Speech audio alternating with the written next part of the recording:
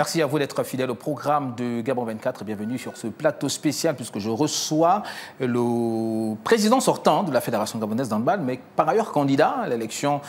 C'est ce samedi. Avec lui, nous allons essayer de faire le bilan de son mandat précédent. On verra avec lui également les perspectives, qu'est-ce qui n'a pas marché, qu'est-ce qu'il va falloir améliorer pour le bien des handballeurs. Il est là avec nous, monsieur Pangou Mbembo. Merci d'avoir accepté l'invitation de Gabon 24. Surtout, merci d'avoir accepté de vous prêter à ce jeu à quelques heures seulement de l'élection à la présidence de la Fédération gabonaise de handball.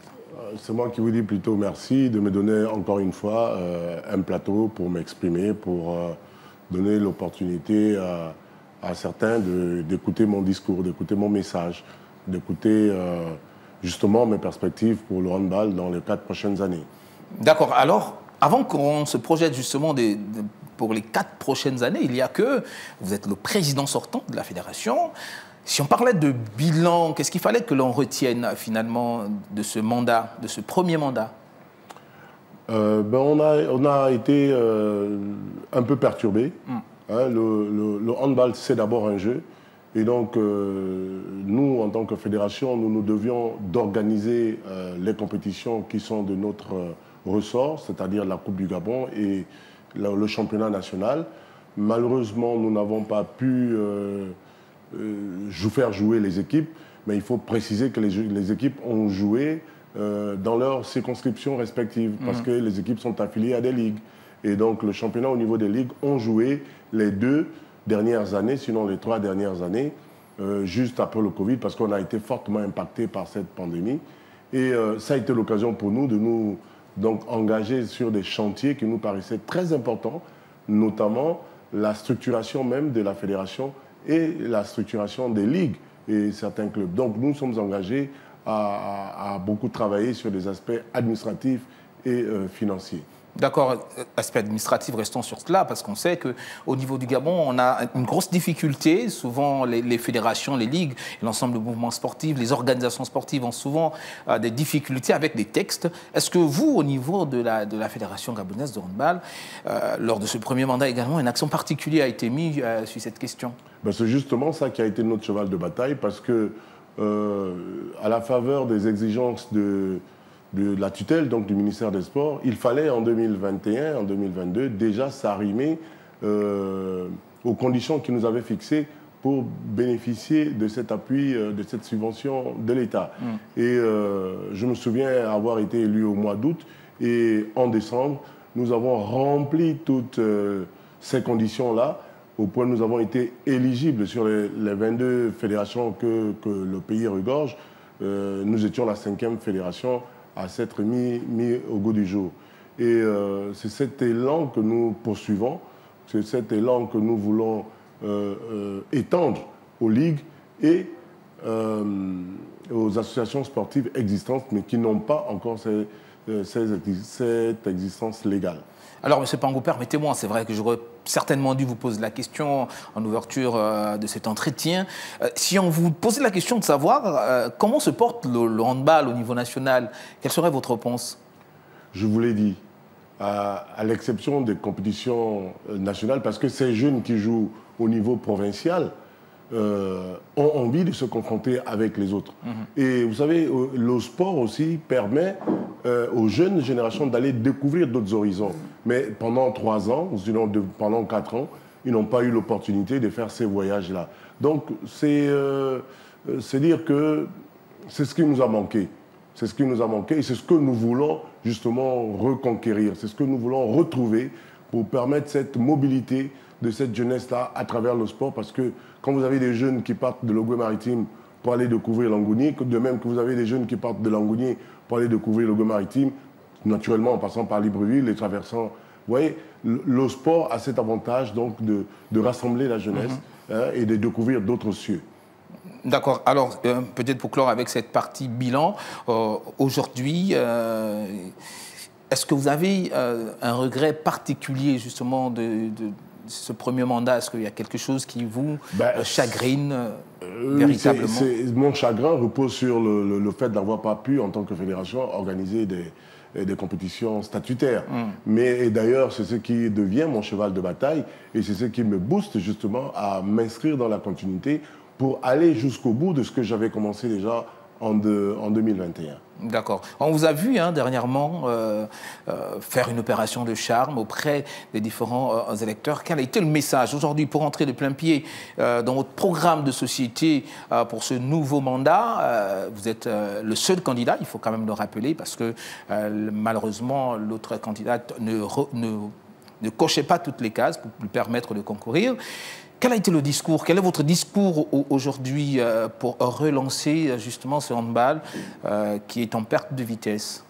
En perte de vitesse, je ne le dirais pas, mais je disais ce qu'il fallait, mon discours auprès de mes électeurs, en fait du collège électoral, qui est essentiellement constitué des présidents des ligues et donc des présidents des associations sportives, c'était de leur dire, OK, ayons un regard froid sur la situation et ensemble, essayons d'apporter des corrections.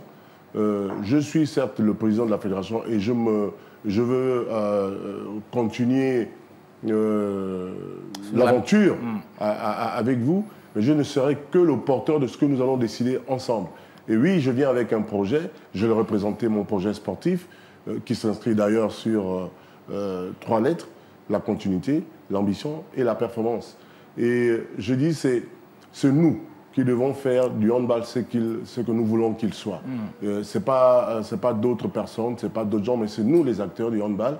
Ensemble, nous devons réfléchir, ensemble, nous devons penser le handball gabonais de demain. D'accord. Et c'est essentiellement ça qui a été mon message à leur endroit. D'accord. On va certainement aborder d'autres sujets, mais avant, parlons d'argent, parce que très souvent, c'est le nerf de la guerre, comme on le dit, et sans argent, difficile d'organiser des compétitions. On a vu que, pas seulement pour le handball, même dans d'autres organisations sportives, on a toujours ce problème d'argent, puisque les budgets qui sont alloués parfois viennent en retard ou parfois pas, ou ça vient de moitié. Aujourd'hui, est-ce que vous avez pensé à une recette pour pouvoir animer justement les différentes activités que vous allez organiser? Vous faites bien le constat qu'à l'exception du football, non pas que nous soyons jaloux de cette discipline, à l'exception du football qui bénéficie de toutes les attentions de la part de notre tutelle, mais toutes les autres fédérations, c'est, j'ai envie de dire, au petit bonheur la chance, surtout quand elles vont en compétition internationale.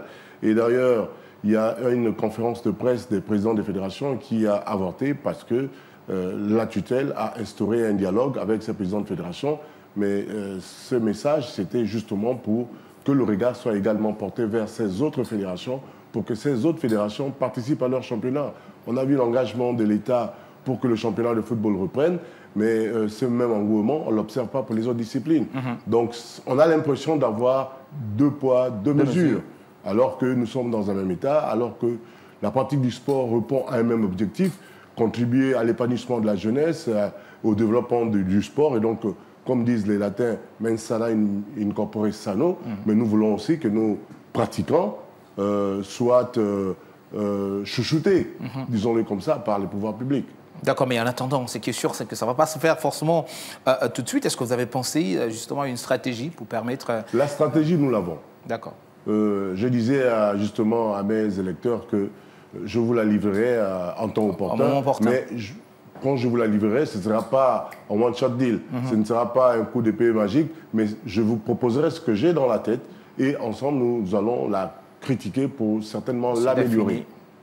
Essayer d'affiner les angles. Alors parlons, dans votre projet de société, on parle de développement de la pratique du handball, rapprocher justement la balle proche des populations. Alors dites-nous. Oui, c'est ça notre ambition. Notre vivier de recrutement, essentiellement, ce sont les établissements.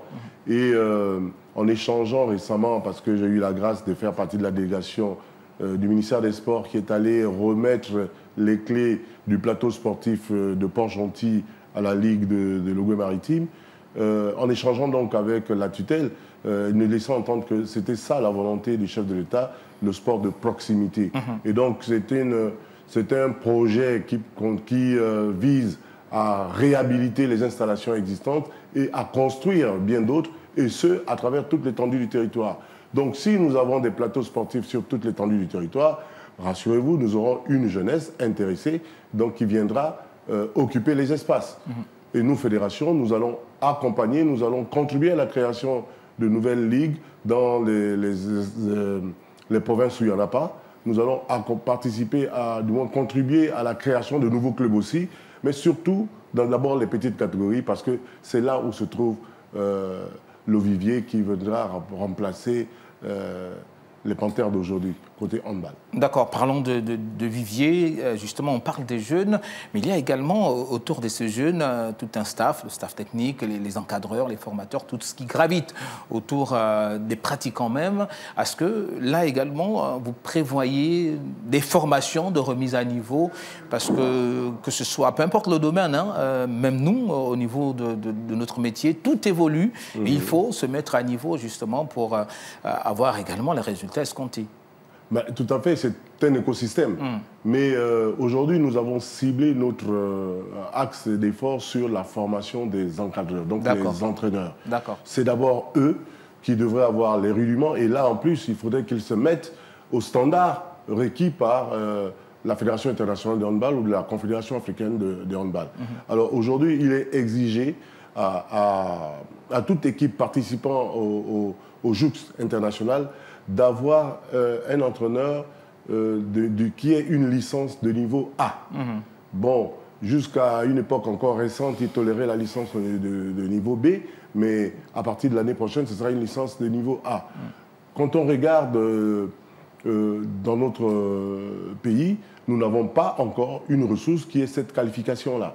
Et donc, nous nous efforçons déjà à promouvoir la formation des entraîneurs au label IHF, pourvu qu'ils arrivent à ce niveau de licence. Et ça nous éviterait d'aller rechercher des compétences à l'extérieur. Parce que, à ce jour, en tout cas, pour la prochaine compétition, si d'aventure nous avons à y prendre part, et c'est tout mon souhait, nous devons recruter une expertise extérieure. Et ça, ce ne sera pas gratuit, encore une fois. D'accord. Est-ce que vous êtes, permettez-moi de sortir un peu du cadre de votre programme, on y reviendra, mais vous êtes quand même le patron du handball au niveau du Gabon. Est-ce que vous êtes un peu déçu aujourd'hui de l'utilisation qu'on en fait du Palais des Sports?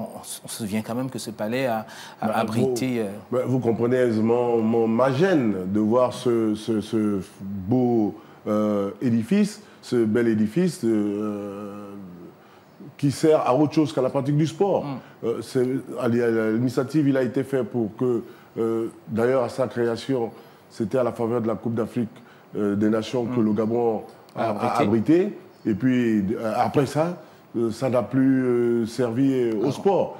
Donc, c'est un peu la mort dans l'âme que nous regardons, cet édifice-là abandonné. Nous souhaitons que les autorités sportives regardent ça. Parce qu'au-delà du handball, bien d'autres disciplines pourraient profiter de cet espace. Et c'est tout notre vœu. D'accord. Alors, restons toujours dans la formation. Vous l'avez peut-être dit de manière survolée, mais puisque nous sommes également, l'occasion vous est donnée pendant ce plateau spécial de revenir justement sur vos ambitions pour l'avenir. On a souvent l'impression, et rassurez-vous, c'est pas seulement au handball, un peu moins au football, mais on a souvent l'impression que quand on parle de développement de sport, quand on parle de formation, tout est centré au niveau de la capitale, un peu plus de l'estuaire. On oublie très souvent les jeunes qui se trouvent à Moulin-Binza. On ne pense même pas à celui qui se trouve du côté de Mandjindolou. Alors, quelle est vos stratégies justement? Est-ce que ces jeunes vont continuer à être mis de côté? Eh bien, tout le monde doit participer à cet effort, cet élan voulu par le chef de l'État, puisqu'il faut qu'on se mette ensemble pour le développement du pays. Je partage cette approche où il faut aller vers la jeunesse. Et la jeunesse n'est pas qu'à Libreville. Libreville a la particularité, bien heureusement, d'avoir, en termes de population, la densité de population gabonaise est beaucoup plus concentrée à Libreville. Certainement, ce qui pourrait expliquer le fait que nous soyons aussi beaucoup plus engagés ici. Mais à l'intérieur du pays, oui, nous avons des contacts. Là, à chaud, je pourrais vous dire qu'il y a en gestation une ligue qui voudrait se créer à Oyem, une autre ligue qu'on pourrait créer à Koulamoutou. Eh bien, elle existe, mais elle est en sommeil. Mais là, il faut la mettre en mouvement, et éventuellement la ligue de Tchibanga. Donc, on a 3 ligues dans notre viseur que nous voulons dynamiser. D'accord. Aujourd'hui, quelle est la place des femmes? Parce que généralement, et même pour le football, que le sport roi, vous l'avez dit, on donne beaucoup d'argent au football, mais moins quand il s'agit des femmes. Est-ce qu'au niveau du handball également, on va se concentrer sur les masculins? Nous n'avons pas le choix que d'inciter les femmes à pratiquer le handball, parce que ça devient une exigence continentale, même une exigence internationale. En tout cas, même pour bénéficier des appuis extérieurs, c'est d'abord une des conditionnalités, contribuer au développement du sport féminin.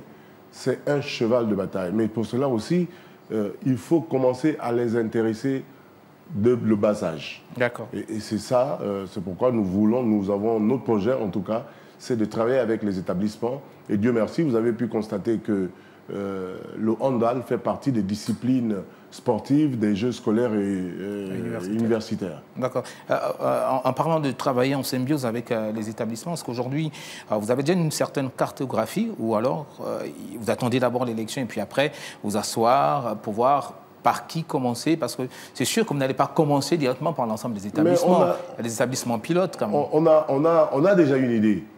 C'est un projet, c'est un programme que nous avons conçu justement à la suite de la formation que nous avons abritée à Libreville. Parce que si aujourd'hui, quoi qu'on n'ait pas un entraîneur de licence niveau A, mais nous avons fait venir un expert de l'IHF au Gabon qui a animé une formation où on a eu un bon nombre de compatriotes qui ont eu cette licence D. Et la licence D est beaucoup plus axée pour les petites catégories.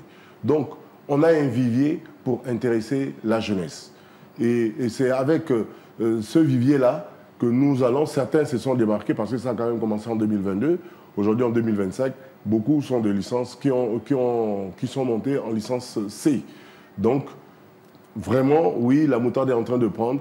Parce que pour travailler avec les jeunes, c'est vrai qu'il leur faut faire de l'initiation, mais c'est bon d'avoir les rudiments pratiques pour faire passer le message. D'accord. Dans votre projet de société, on voit également votre ambition de créer un championnat des écoles. Ben, dès le primaire. Vous avez bien lu mon projet, c'est bien. C'est justement ça. Et c'est parce qu'on veut intéresser la jeunesse. Depuis le primaire. Depuis le primaire. D'accord. On ne se contente pas de plus grand, 16 ans, 17 ans. Non, on va le prendre depuis le berceau. Et c'est avec des bassins pédagogiques. D'accord. Parce que le projet, c'est celui-là. Travailler avec des bassins pédagogiques, trouver des pôles et puis organiser des campagnes d'initiation d'abord. Et à partir de campagnes d'initiation par pôle, donc par bassin pédagogique, après, animer créer des équipes, demander aux équipes d'avoir toutes les catégories. Et pour avoir toutes les catégories, c'est avec les écoles. D'accord. Et naturellement, j'imagine que tout ceci va se faire sous fond de détection également. Oui. Alors, notre projet, parce qu'on a une direction technique nationale, la direction technique nationale devrait pouvoir identifier ou désigner les directeurs techniques provinciaux, donc pour chaque ligue, lesquels devaient procéder à la détection des jeunes dans leur circonscription. D'accord. Vous parlez également, vous avez l'ambition d'élever le niveau de nos compétitions. Alors dites-nous, quelle est votre recette?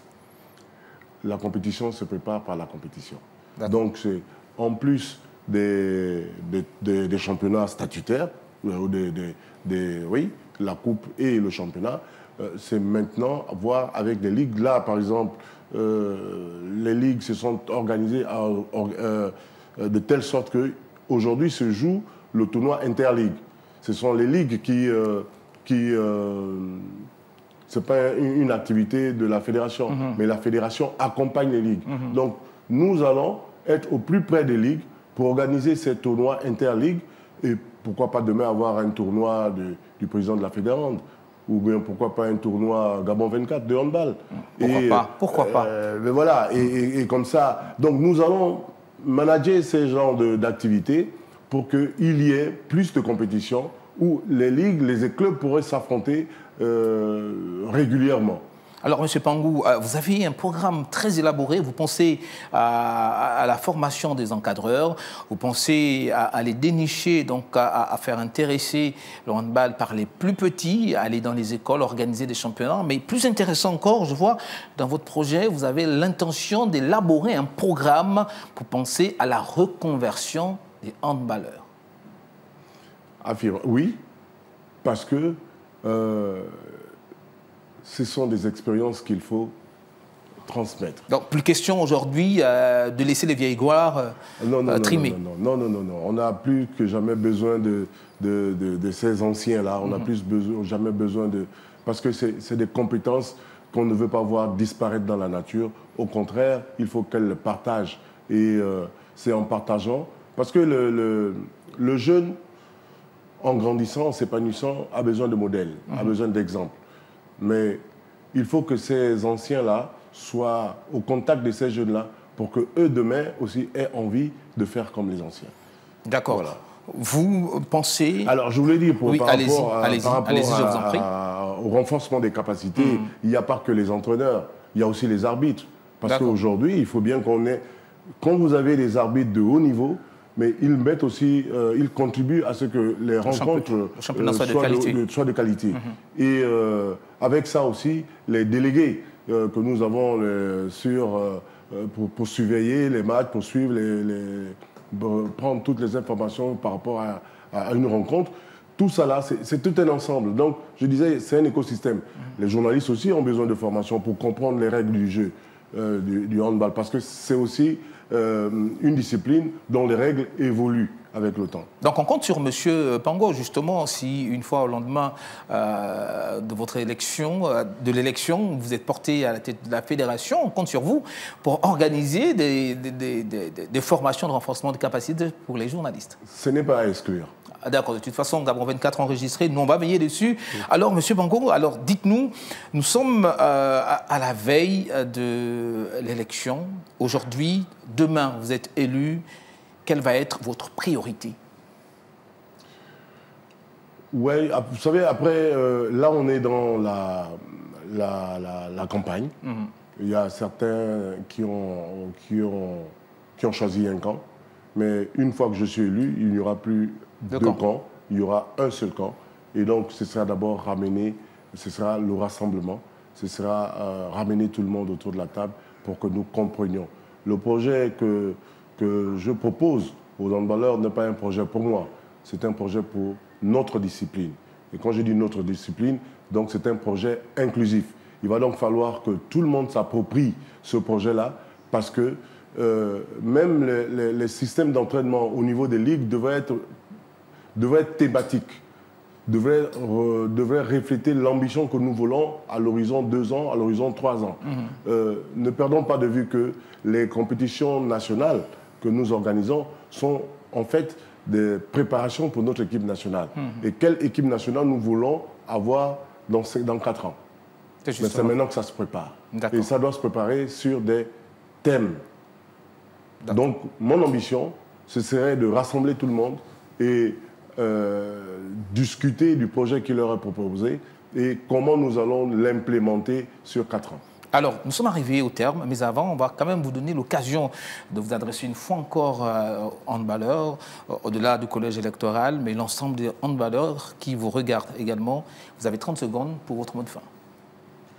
D'abord, je voudrais dire que le handball, c'est un jeu, c'est un sport collectif et ce n'est pas une activité individuelle et donc c'est un travail d'équipe. On est fort lorsqu'on attaque ensemble et on défend ensemble, quel que soit le système de jeu qu'on pourrait avoir. Et donc c'est pour dire que demain, une fois élus, nous devrons rester ensemble, nous devons définir ensemble l'avenir de notre handball. Merci à vous, M. Pango. Je rappelle que vous êtes candidat au poste de président de la Fédération gabonaise de handball. Par ailleurs, vous êtes président sortant également de cette fédération. Merci d'avoir accepté l'invitation de Gabon 24. C'est moi qui vous remercie encore une fois. Voilà, ce plateau spécial est enfin terminé. On se donne rendez-vous demain, le 2 août 2025, pour cette élection. On espère certainement que M. Pango, une fois de plus, va remplir pour un second mandat. Ciao, ciao.